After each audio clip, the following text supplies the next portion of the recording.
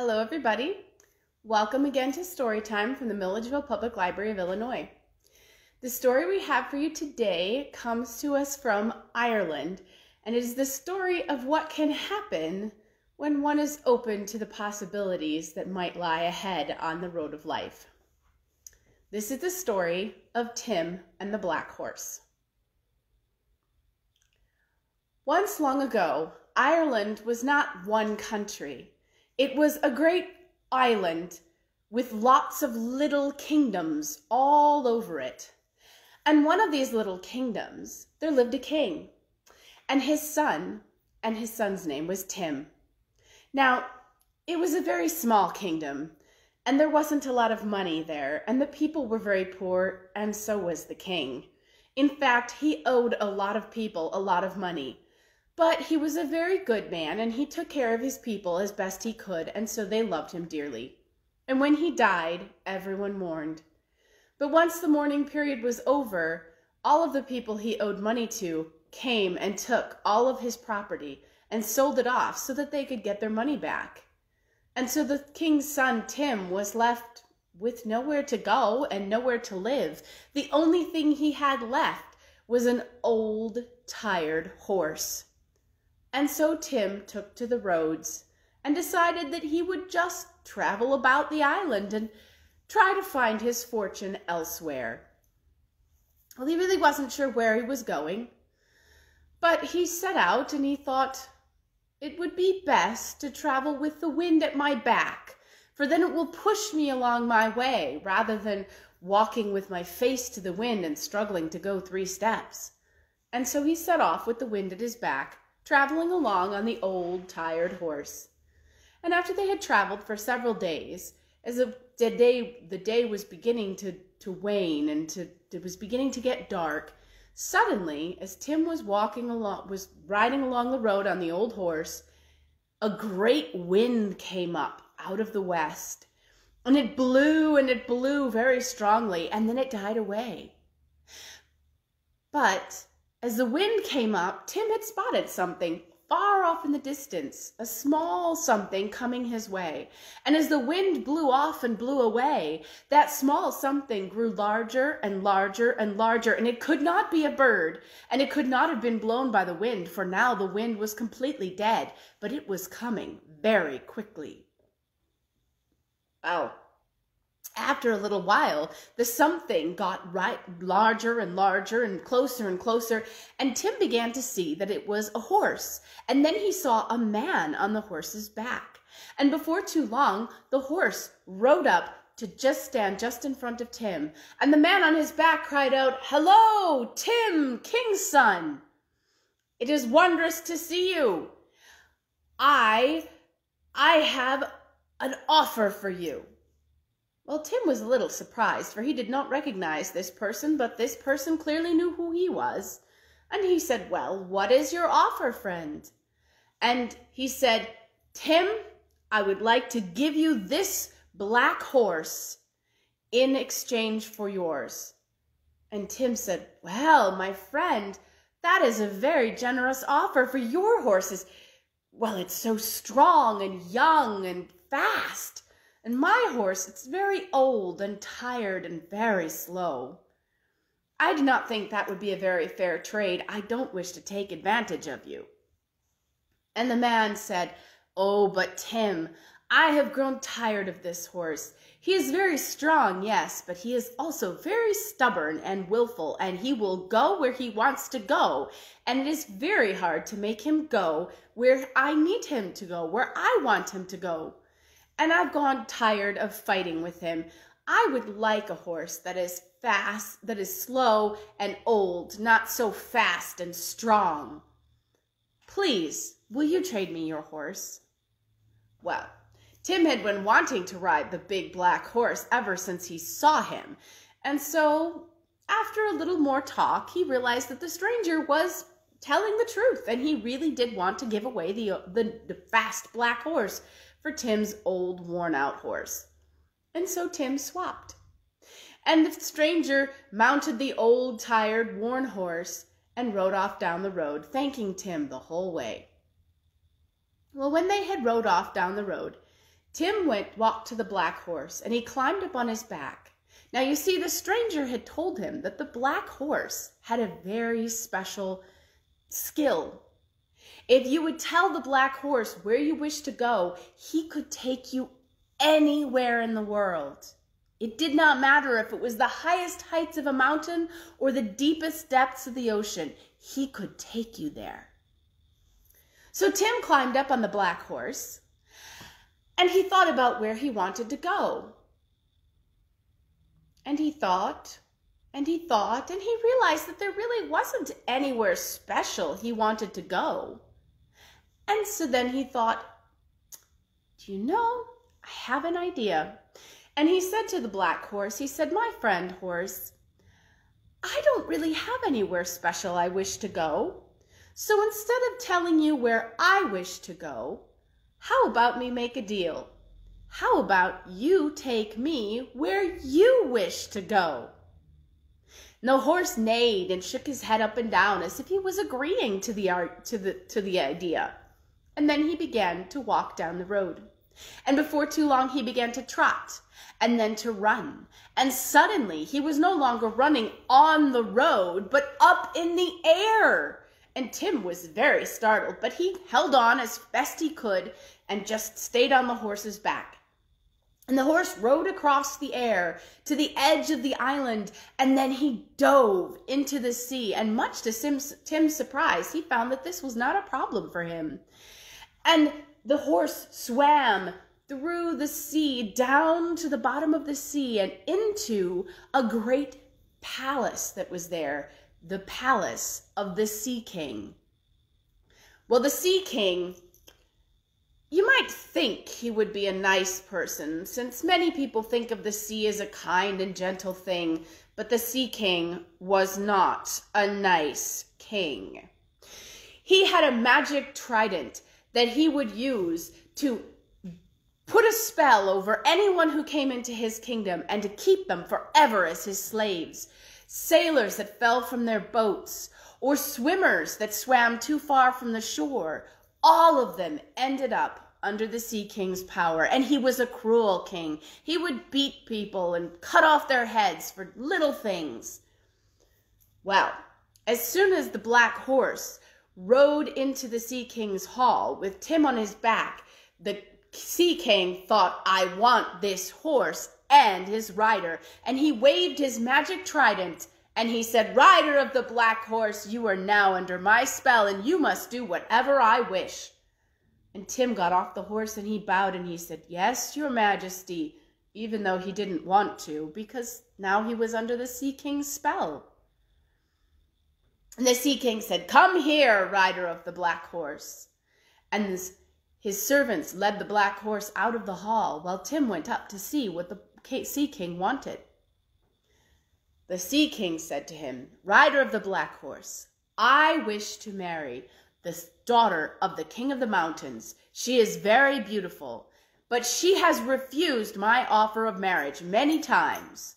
So now, I want you to go to the King of the Mountains' palace and to bring me back his daughter to be my bride. Well, Tim did not like the idea of kidnapping some young woman to be the bride of this cruel Sea King. But he was under the Sea King's spell and there was nothing he could do about it. And so he left the palace to go and find the black horse. And he was so upset that he kept sighing because he was trying in his mind to think of a way to get out of doing it, but he couldn't. Well, when he arrived in the meadow outside the Sea King's palace, the horse was grazing, and he sat down near the horse and he sighed again, and the horse said, I know that sound. That is the sigh of a king's son under a spell. What's the problem, Tim? And so Tim told the black horse what the Sea King had told him to do. And the black horse said, Well, that is not easy, but is not terribly difficult either. Climb on my back, and we shall go and do this thing. And so Tim climbed on the back of the black horse, and the black horse began to run, up out of the sea, through the air, and across the fields to the mountains.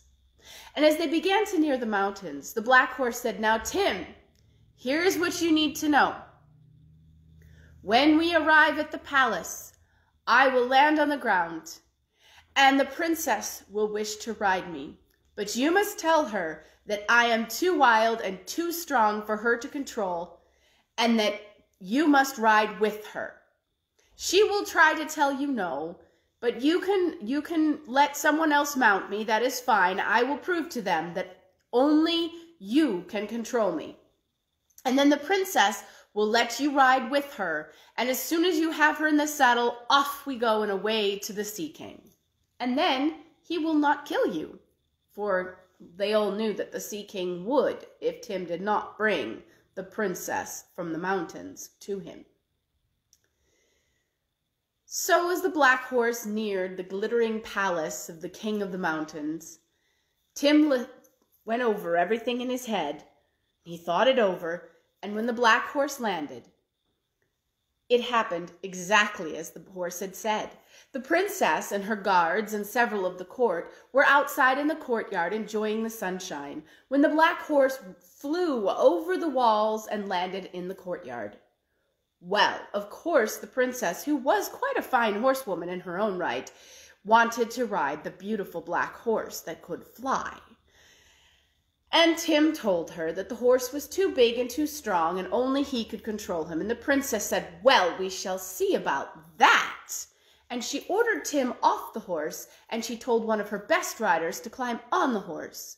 But as soon as that new rider climbed on the horse, it threw its feet up in the air and reared up and twisted and turned in such a frightening manner that no one doubted that the only one who could control the black horse was Tim. And so the princess agreed to let Tim ride the horse with her.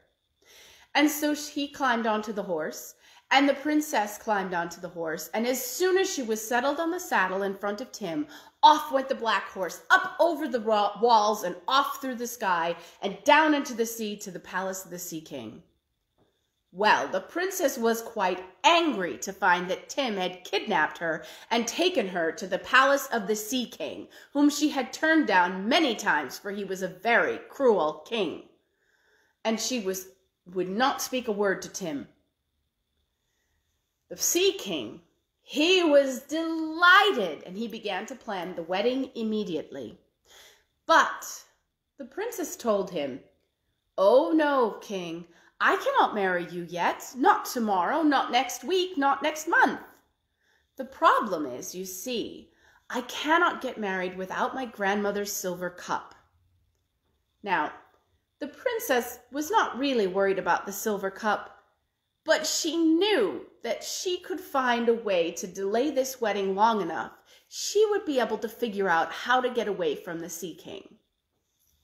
And so she told him that she needed her grandmother's silver cup, and that any groom who got married without her grandmother's silver cup would suffer from terrible, terrible curses. Well, the Sea King was very superstitious, and of course he believed in curses.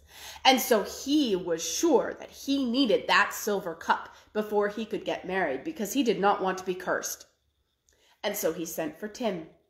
And when Tim came in, the Sea King said, "Rider of the black horse, you are still under my power and my spells, and I command you to go back to the princess's palace and bring me her grandmother's silver cup so that we may be married."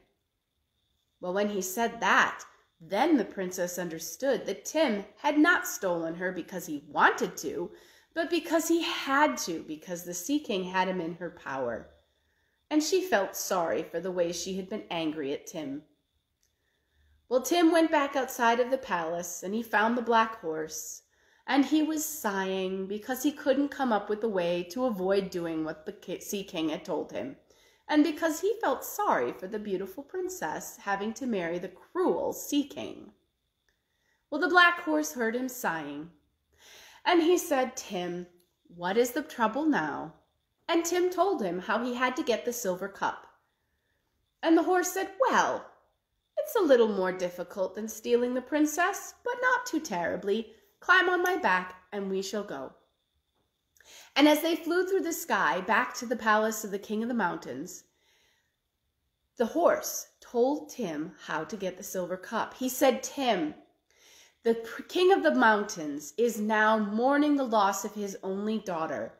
You see, several years ago, his only son disappeared in mysterious circumstances, and now he has lost both of his children. So he is very sad, and all of his court has come to console him and to try to make him feel a little bit better. So they are going to have a feast. When the feast happens, somewhere in the middle of the feast, the silver cup will be passed from one person to the next, to the next, to the next." He said, "Tim, make sure you are the last person that the cup comes to. And when it comes to you, take the cup, hide it under your cloak, and come back out to me. I'm going to land outside the castle this time, and you will have to walk in and pretend that you are one of the courtiers come to console the king." And so Tim did as the horse said. When the horse landed, he went in as one of the courtiers come to console the king, and he sat down to the feast, and he enjoyed the food, and the silver cup was passed around the table, and Tim made certain that he was the last one it came to. And when it came to him, he took the silver cup, and he tucked it under his cloak, and he slipped out the door and back to the black horse. And they took the cup back to the Sea King. The Sea King was very happy to see the silver cup and to have the safety. Now he would not be cursed when he got married to the princess. And he gave the cup back to the princess to keep safe for him until the wedding. And he continued to plan the wedding. But the princess said to him, "Oh, King, there is another thing that we need before we can be married. Not next week, that is for sure." She said, "I need my grandmother's silver ring. I have to be married with my grandmother's silver ring. It is good luck to be married with my grandmother's silver ring." Oh, the king was not happy to hear that. He was getting rather frustrated with all of these things they needed for the wedding. He wanted to get married now. But the princess wanted the silver ring, and she would not get married without it. So he sent for Tim. And he said, "Rider of the black horse, my bride wishes the silver ring of her grandmother. Go and fetch it for me, and be back by morning, or I am going to kill you." Well, Tim looked at the princess, and the princess smiled sadly at him, for she knew what a task she had set for him to do. And then Tim left and went in search of the black horse. Well, when he found the black horse, Tim was sighing again, for he didn't even know where to begin to look for the grandmother's silver ring. When he told the black horse what he needed, the black horse said, "Oh, Tim, this is the hardest thing that anyone has ever asked me to do. But I think we just might be able to do it. It will not be easy to even get there, for to get there we must go past a mountain of snow, a mountain made of ice, and a mountain made of fire. But we will try. Climb on my back and let us see what we can do." And so Tim climbed on the black horse's back, and off they flew. They flew through the air for a while until Tim saw in the distance 3 shining mountains, one of them glittering with ice, one shining with flame, and the third shining and fuzzy a bit, for it was covered in snow. The black horse landed on the ground, and he said, "Now we must walk."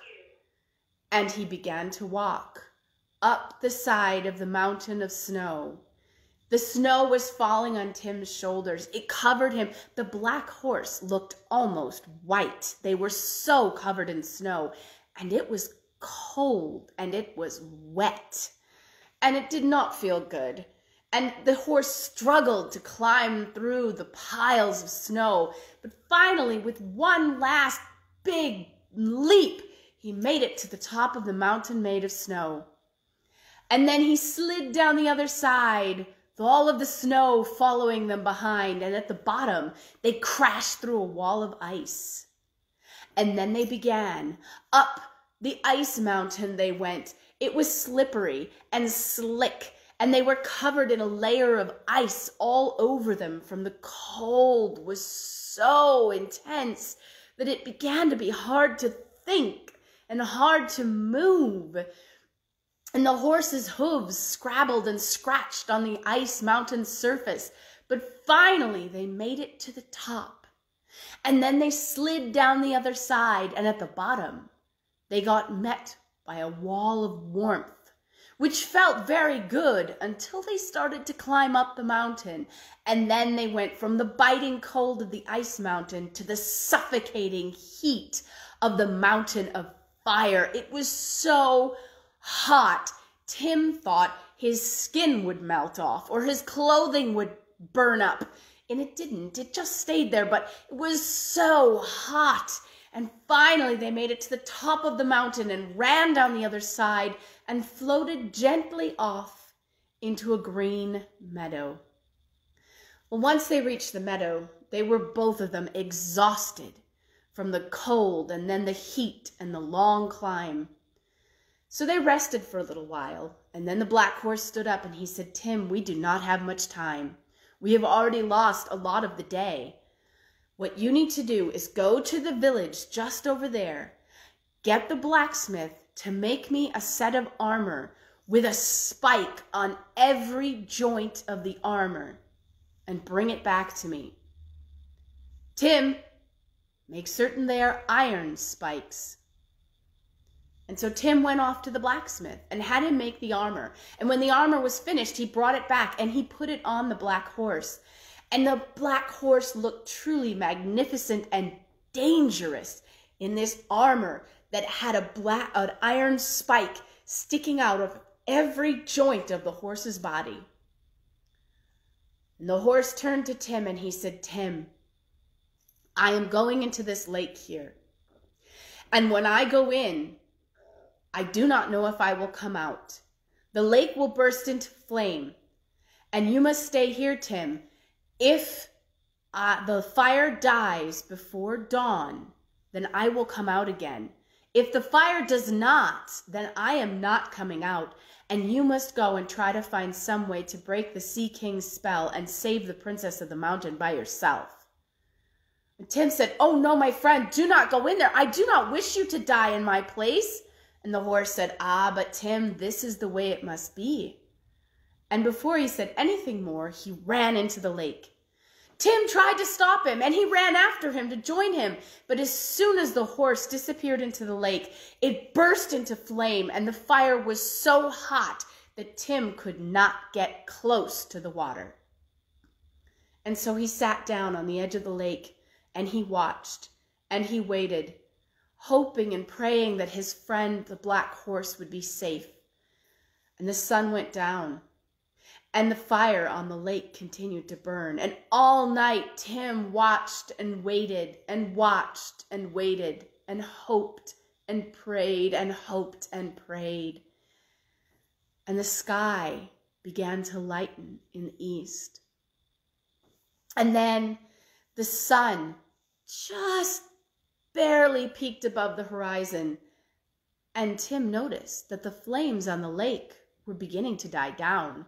They were getting much smaller and smaller and smaller. And then suddenly he saw something moving out in the middle of the lake. And before too long, he could see that it was the black horse swimming back toward him, and all of the flames on the lake had died. And as the sun came up out of the lake, or off the horizon, it looked like it was coming out of the lake, the black horse swam to the shore. All of his armor was gone. The only thing that was left was one single iron spike that had the silver ring on it and had been driven right into the horse's forehead.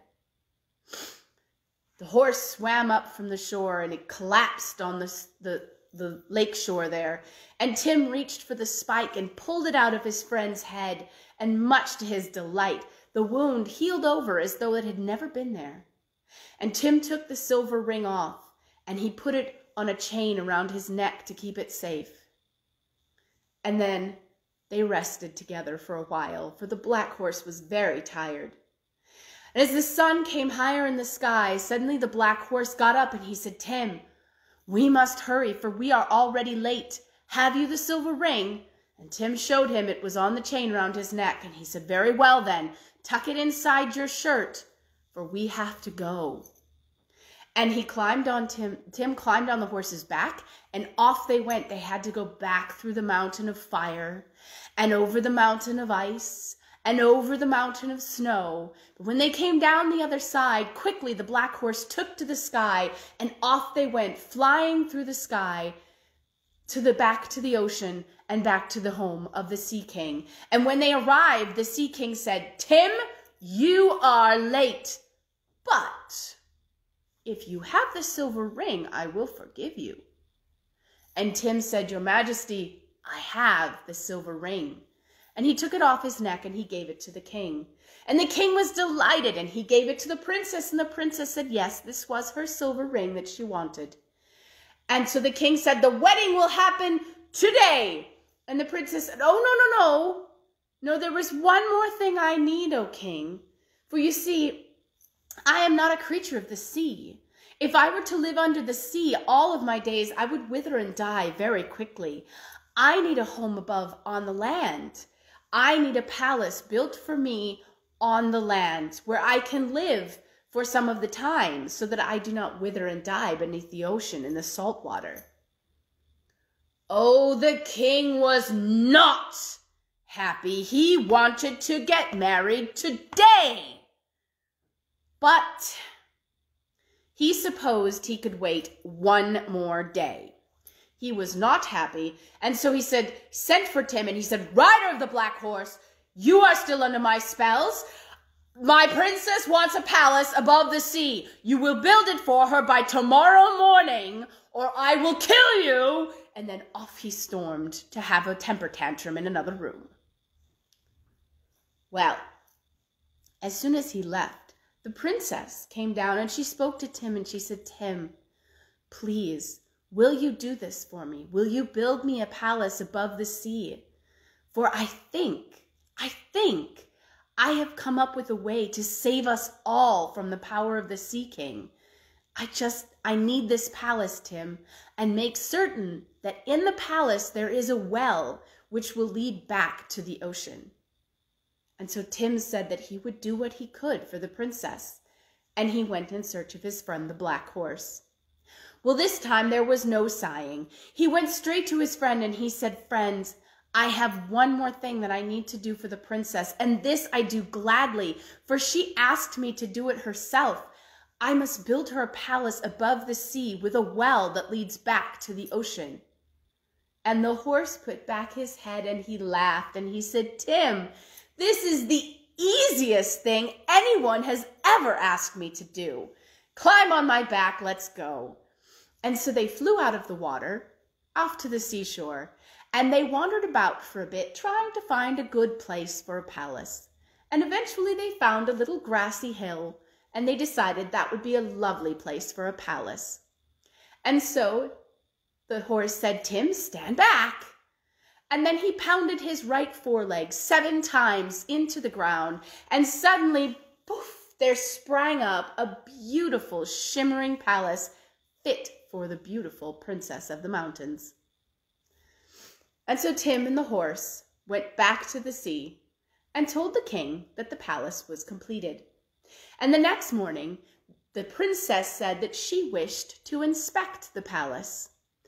And she wanted the Sea King to go with her so that they could be married in the palace in the courtyard. Well, that was not an easy thing for the Sea King to do, for he was quite large and he was not used to rising out of the water. And so it took a good many of his servants and slaves to carry him up to the surface of the water and out onto the shore. And they all had to come along and keep soaking him with buckets of seawater, for the Sea King was not used to being on dry land. Well, They arrived at the palace and they toured about it, and everyone agreed it was a most lovely palace and most suitable for the princess. And the princess said, well then, Sea King, I think it is time we are married. How about we get married right here in this courtyard? We can do it near this well. Oh, I smell salt. Is this the well that leads us back to the ocean? And the Sea King came over and he said, well, yes, I do think it might be. And he leaned over to smell the beautiful salt water.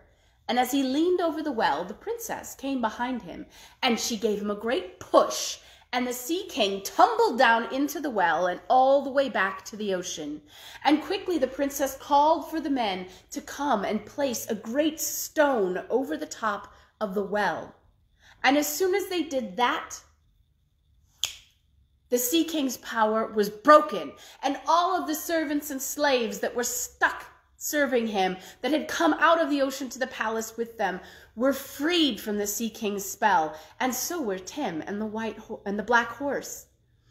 And the princess turned to him and she said, Tim, you are the one who did all of the things that I asked for to be done, and it is you and only you that I wish to marry. Will you marry me today, now? And Tim said, well, he most certainly would, for she was a very clever princess and very beautiful, and he could tell she was very kind, for she had saved so many of the Sea King's servants and slaves. And so the Prince Tim and the Princess of the Mountains were married right then and there in the courtyard. And they had a grand party and a beautiful feast to celebrate. Now, while the feast was still going and starting to wind down and slow down a bit, Tim went out to thank his good friend, the Black Horse, for all that he had done and to getting him such a beautiful princess to be his, and a kind woman to be his wife. And when he found the Black Horse, he said to him, everything has gone so wonderfully. I thank you so very much, my friend. And the Black Horse said, but Tim, of all of the people who have tried to master me over the years, you were the first to say that you would go where I wanted to go. No one ever asked me where I wanted to go. And you have helped me so very much as well. And Tim said, well, that is good. I will be your friend forever. And the Black Horse said, well, that would be well. But Tim, I want one more thing. And Tim said, anything. I will do anything for you. And the Black Horse said, draw your sword, Tim, and strike me down. Cut off my head. Kill me. Tim said, oh no, my friend, that I cannot do. And the Black Horse said, but Tim, it is the only thing that I want. I want you to kill me. It is the only thing that will do. Please, Tim. Well, Tim really didn't want to do it. And he sighed a bit, and he cried a bit. But the Black Horse insisted that it was the only thing that he wanted. And so finally, Tim drew out his long sword, and very carefully, even though his eyes were flooded with tears and it was so hard to see, he carefully measured out, and then he gave a great strike with his sword, and the Black Horse fell dead to the ground. And Tim fell down on his knees beside him, and he dropped his sword, and he buried his face in his hands, and he cried, and he cried, and he cried, for he had lost his best friend. Suddenly, Tim felt a hand on his shoulder, and a voice said, why are you crying, my brother-in-law? And he said, well, I'm crying because I've lost my best friend. And the young man who stood beside him, Tim turned and he saw him, and he was a rather handsome young man and looked a little familiar, but Tim didn't think he knew him. He said, I've lost the Black Horse. He was my best friend. He took care of me so well, and I thought I would have him forever, but he's left me now, and I've lost that friend. And the young man said, will you take me in his place? And Tim said, well, I'm sorry, I'm sure you're a very nice man, but I would rather have my friend the horse. And the young man laughed and he said, but Tim, I am the black horse. I am the son of the king of the mountain, and I was taken and I was put under a spell and forced to be the black horse. You have broken my spell by striking me down, and I thank you so very much. And Tim stood up and he wiped his eyes and he looked at the young man a little more closely, and he realized that the eyes did look very similar and the voice sounded the same, and he realized the young man looked familiar because he looked rather like his sister, Tim's new wife. And so he embraced the young man and he said, heartily and gladly will I be friends with you, my friend. And that together they went back to the palace, and the princess was overjoyed to see her husband back and bringing back her long-lost brother. And they partied for days afterward in celebration of Tim and the princess's wedding and the prince's safe return. And then the prince went back to his father, the king of the mountain, and there were more parties. And eventually the prince became the king of the mountain when his father died, and he married and had many children. And he and Tim remained the best of friends till the end of their days, and everyone that knew them said that they were the wisest and kindest and best of men and best of friends. And that is the story of Tim and the Black Horse. The story comes to us from Ireland. I hope you enjoyed it, and I hope you will join us again on Wednesday. We will have another story for you from somewhere around the world, coming to you live from the Milledgeville Public Library of Illinois at 3 p.m. Central Time. Until then, bye everybody.